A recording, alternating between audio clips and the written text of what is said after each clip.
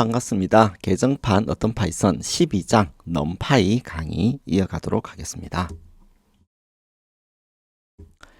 이 장에서는요, 과학 계산에 필수적인 넘파이 라이브러리의 용도와 사용법에 대해서 알아보겠습니다. 넘파이에는요, 그 핵심 요소들이 있는데 그 중에 가장 핵심 중에 핵심이라고 할 수 있는 게 이제 ND 어레이라고 하는 게 있어요. 다차원 어레이라고 하는데 이 ND 어레이와 리스트의 차이를 이해를 해볼 겁니다. 사실 이제 넘파이가 중요한 것은 머신러닝이나 딥러닝 분야에서 굉장히 많이 쓰기 때문이에요. 그리고 다른 과학 분야에서 굉장히 많이 쓰거든요. 이게 왜 그런지 그 이유도 여러분들이 한번 알아보고요. 또 선형대수의 문제를 풀 수 있는 그런 연관도 이해를 해보겠습니다. 그리고 넘파이를 이용해 가지고요, 다양한 행렬 벡터 문제도 한번 해결해 보도록 하겠습니다. 자, 넘파이는요, 파이썬의 과학 계산을 위한 가장 기본적인 라이브러리입니다. 이 파이썬의 라이브러리 중에서 이전에 설명했던 외부 라이브러리는 pip install이라는 명령을 이용해 가지고 별도로 설치를 해야 됩니다. 그렇죠? 그래서 이런 패키지를 여러분들이 미리 자동으로 설치를 하고 싶다. 그러면 구글의 아나콘다 혹은 미니콘다 이런 것들을 검색하시면 됩니다. 이걸 설치하게 되면요, 과학 계산용 패키지들이 다 자동으로 설치가 됩니다. 구글에 이제 콜앱이라는 환경도 있는데요. 여기에서는 넘파이에 대한 설치가 필요가 없습니다. 콜앱 환경은요, 콜앱 리서치 구글.com으로 이렇게 접속을 하면 되는데, 접속하는 것만으로 바로 코딩을 시작할 수 있습니다. 그래서 여기에 파일 새 노트북을 열고요, 여기다가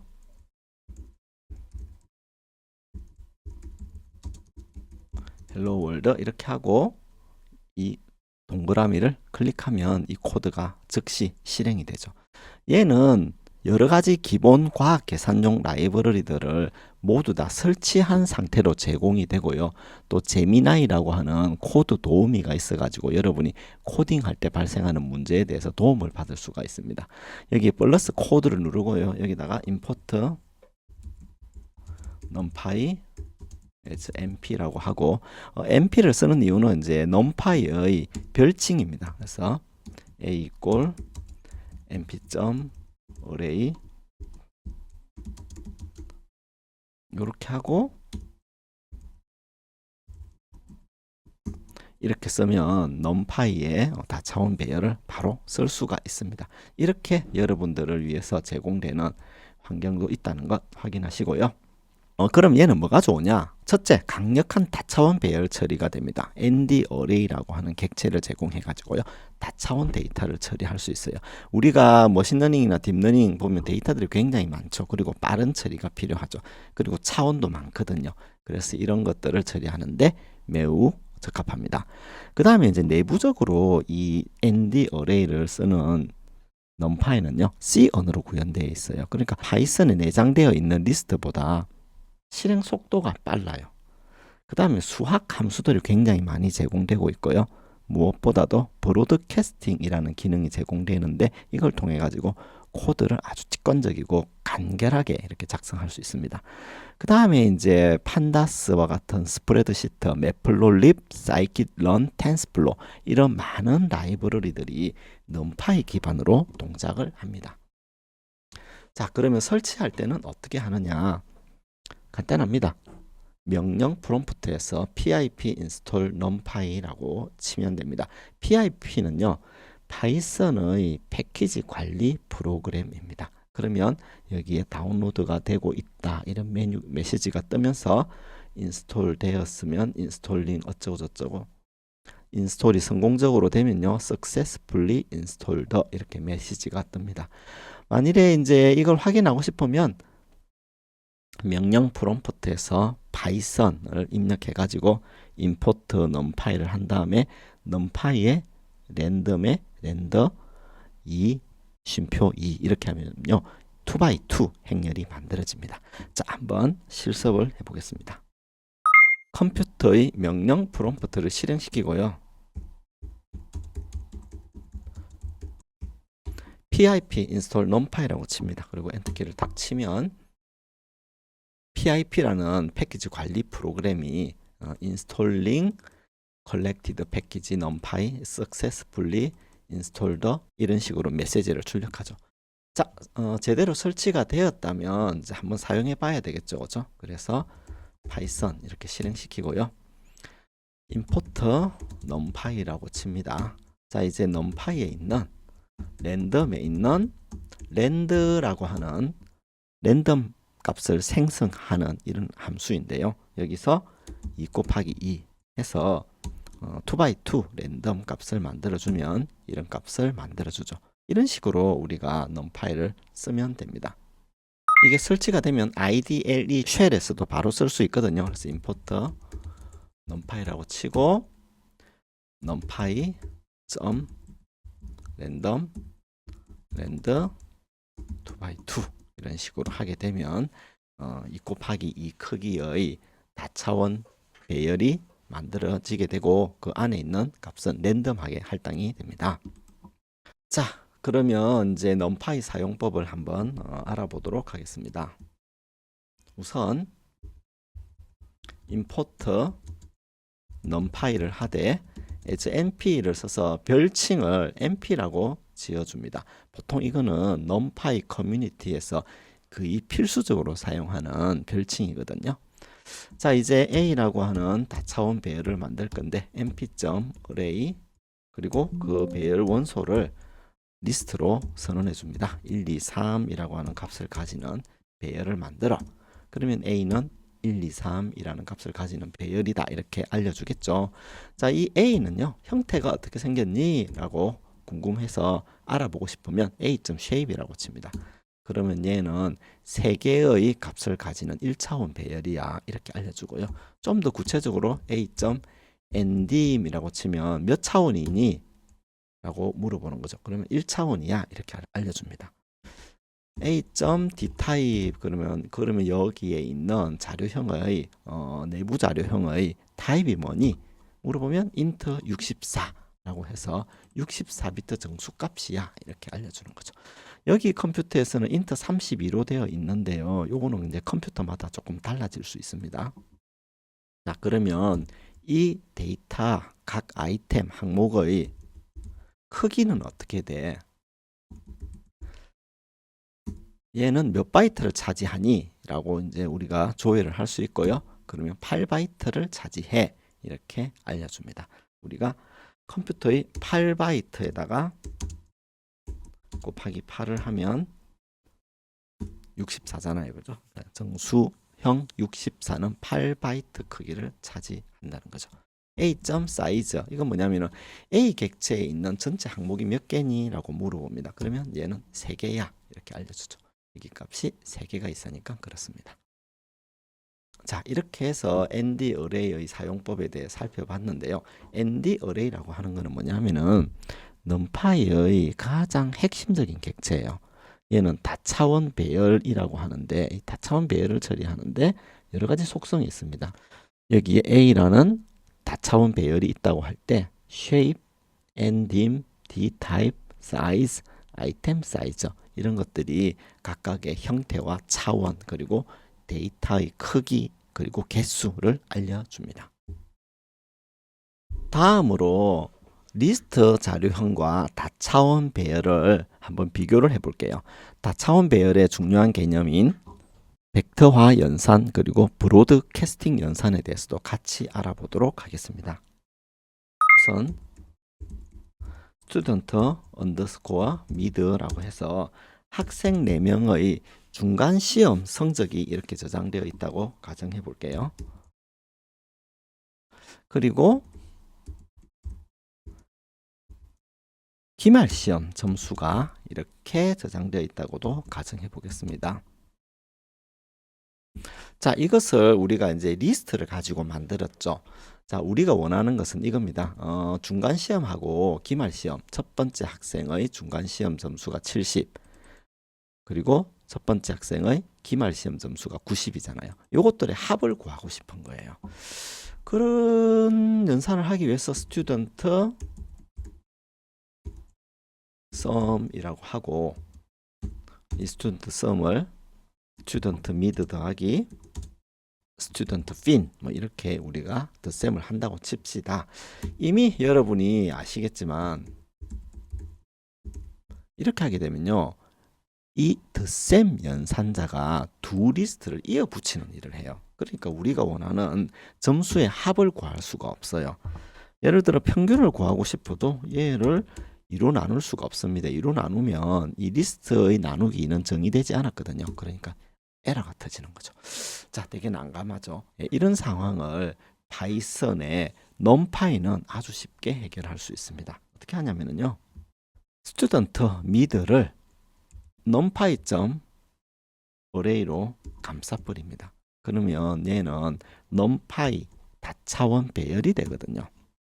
마찬가지로 이 기말 시험도요. np.array로 감싸서 다차원 배열로 만들어 줍니다. 자, 이 다차원 배열에 대해서는요. 앞서 실패했던 덧셈 연산이 적용됩니다. 이렇게 하게 되면요. 160, 즉 첫 번째 학생의 중간 점수와 기말 점수의 합이 나왔죠. 그죠? 마찬가지로 두 번째 학생, 세 번째 학생, 네 번째 학생의 점수가 이렇게 합산이 됩니다. 마찬가지로 그러면 이제 평균을 구하고 싶다. 그러면 여기에다가 나누기 2를 하는 거죠. 그러면 80.0, 75.0, 80.0 이런 식으로 이제 값이 구해주는 겁니다. 그러니까 이제 이렇게 원소들 간의 연산이 자연스럽게 이루어지죠. 이런 연산을 지칭하는 용어가 벡터화라고 하는 연산이고요. 브로드캐스팅이라고 하는 연산은 모든 원소에 대해서 같은 연산이 적용되죠. 즉 여기 덧셈을 했는데 각 항목들이 일괄적으로 다 덧셈 연산을 하고 나누기 2를 했더니 각 항목들에 대해서 일괄적으로 나누기 2가 이루어졌죠. 이런 기능을 브로드캐스팅이라고 합니다. 자, 그렇게 여러분들이 사용할 수가 있는데 주의를 하실 점은 이겁니다. A = np array 해가지고 여기다가 1, 2, 3, 4 여러 개의 값을 심표로 구분해서 입력하면 안 됩니다. 요거를 이렇게 하면 안 되고 요거를 반드시 이렇게 리스트로 감싸야만 됩니다. 그래서 이거는 쓰실 적에 주의가 필요합니다.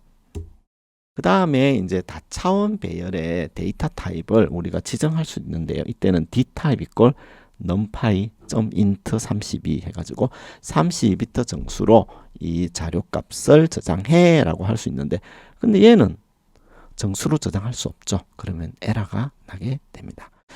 만일에 이제 numpy array 해가지고 여기에 자료 값이 다른 게 들어가잖아요. 그러면 1이라든지 3이라든지 4가 문자열로 바뀝니다. 즉 모든 자료형의 값이 문자열로 바뀌게 됩니다. 즉 자동 형 변환이 일어나는 거죠.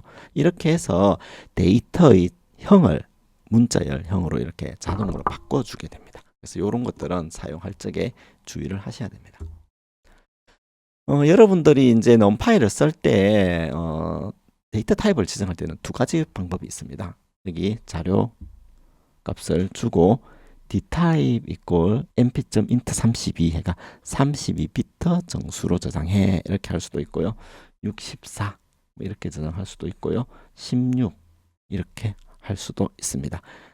int 64로 하면요. 64비트 정수로 저장하고요. int 16을 하게 되면 16비트 정수로 저장합니다. 그러니까 메모리를 절약하고 싶으면 int 16 이렇게 하는 게 더 나은 방법이겠죠. 혹은 dtype = 문자열 형식을 지정하고 int 32 혹은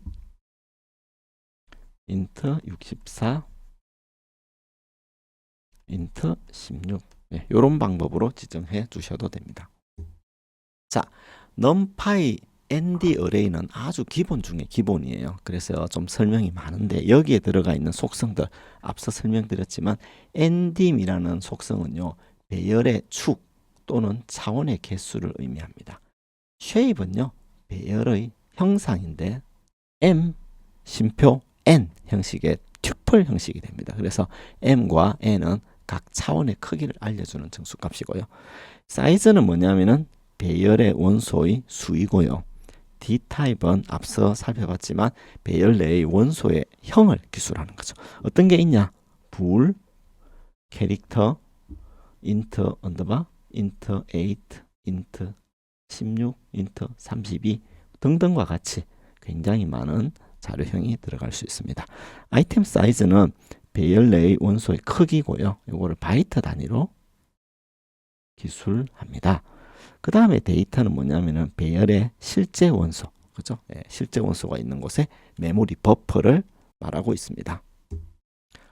자, 그래서 이걸 가지고 여러분들이 실제 배열을 만들고 속성을 한번 출력해 보시면 앞서 배운 내용을 익히는데 도움이 될 것 같습니다. 자, 이것도 여러분들이 한번 실습해 보십시오.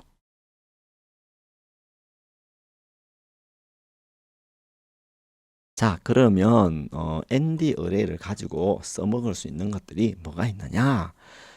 기본적으로 numpy 다차원 배열은요, max, min, 그리고 mean과 같은 평균 최대값, 그 다음에 최소값, 평균값을 구할 수 있는 그런 함수들이 제공됩니다. 그 다음에 이제 flatten이라고 하는 게 있는데 이게 다차원 배열이기 때문에 이렇게 2차원 배열을 만들 수도 있거든요. 이 2차원 배열을 flatten 하게 되면요, 1차원 배열로 만들어 버립니다. 그래서 이것을 다른 말로 평탄화 메소드라고 합니다. 자, 한번 실습을 해볼게요. a equal mp.array 10, 20, 30 값을 주고 얘의 최대값을 구해 할 때는 a.max 그 다음에 a.min 그러면 최소값을 구해 그러면 10 그 다음에 a.min 그러면 자료 값도 알려주고 자료형도 알려주고 여기에 20.0이라고 하는 평균 값을 알려줍니다. 다음으로 A를요 2차원 배열을 한번 만들어 볼게요. mp.array 2차원 배열은 여기 꺽쇠 두 개를 쓰고 첫 번째 행에 1과 1을 넣고요. 두 번째 행에는 2와 2를 넣고 세 번째 행에는 3과 3을 넣어줬습니다. 자, 얘를 출력해 보면 이렇게 되겠죠, 그죠? a.shape, a.ndim 그러면 이제 2차원 배열이다 이렇게 알려주잖아요, 그죠? a.shape은 형상이잖아요, 그죠? 자, 이렇게 되어 있는 것을 flatten, flatten 하게 되면요, a에 있는 항목값들이 이렇게 바뀌어 버려요. 이제 a.shape를 하면 이와 같이 되겠죠, 그죠? flatten은 내부의 값을 바꾸는 기능은 없어요. 그러니까 얘를 고치려면 b equal a.flatten 해가지고 a를 평탄화한 이 값을 b에다가 저장해가지고 이 b 값을 보는 거죠. 그러면 얘는 6개의 원소를 가진 1차원 배열이 되죠. 그죠? b.ndim 이러면요 1 이렇게 나오잖아요. 그죠? a는요 2 이렇게 나오겠죠. 2차원 배열이라는 뜻입니다. 자, 이렇게 배열의 형태, 속성을 알아보았고요. 또 다른 것으로는 이제 두 배열을 결합시키거나 혹은 임의의 값을 가지는 배열로 확장시키거나 혹은 랜덤 값을 가지도록 할 수도 있습니다. 이것도 한번 실습을 통해 살펴볼게요. 자, 우선 a는 mp.array 하고 원소는 1, 2, 3 이런 원소를 가지고 있습니다. 그죠? 그 다음에 b는 mp.array 이래 가지고 4, 5, 6 그리고 7, 8, 9 이런 값을 가지고 있네요. 그죠? 자, A를 봤더니 얘는 1차원 배열이고 그죠? B는 2차원 배열이죠. 자, numpy.append라는 함수를 써가지고 A 다음에 B를 넣어 라고 하면 얘가 반환해 주는 것은 A 다음에 B를 넣어 가지고 평탄화 시켜주죠. 그래서 이것은 우리가 원하는 결과가 아닐 겁니다. 그러면 어떻게 하느냐? numpy append를 하되 A를 2차원 배열로 만들고 그리고 B를 같이 어펜드 해. 그 다음에 엑시스라고 해서 축 방향을 지정을 해주게 됩니다. 이 축의 방향이 0이야. 그러면 첫 번째 축을 지칭하죠. 그죠? 그래서 요런 결과, 요런 연산을, 요런 함수를 호출하게 되면 이와 같이 2차원 배열이 만들어지게 되고요. 첫 번째 행성분으로 A 값이 나오게 되고 두 번째, 세 번째 행성분으로는 B 값이 들어가는 이런 배열이 만들어지게 됩니다. 요거는 또 뒤에 한번 자세히 살펴보도록 하고요. 좀 많이 쓰는 것 중에 하나가 랜덤입니다. 랜덤의 랜덤. 그리고 3x3. 그럼 요게 이제 쉐입이 되거든요. 그러면 3 곱하기 3, 3행 3열의 원소를 가지는 행렬이 만들어지게 됩니다. 다음으로 이제 랜더 인트라고 하는 게 있는데 이건 뭐냐면은 그 내부에 있는 값을 0에서 1 사이의 실수값이 아닌 임의의 정수값으로 만들어주는 거죠. 어떻게 하냐면은 np.random.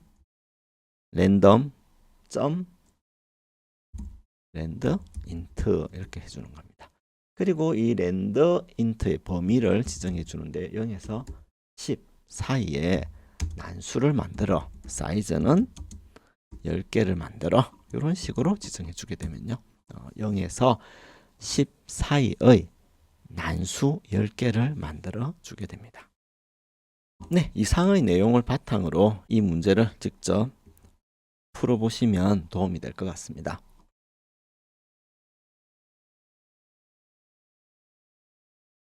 자, 이상으로 넘파이 첫 번째 강의를 마치겠습니다. 감사합니다.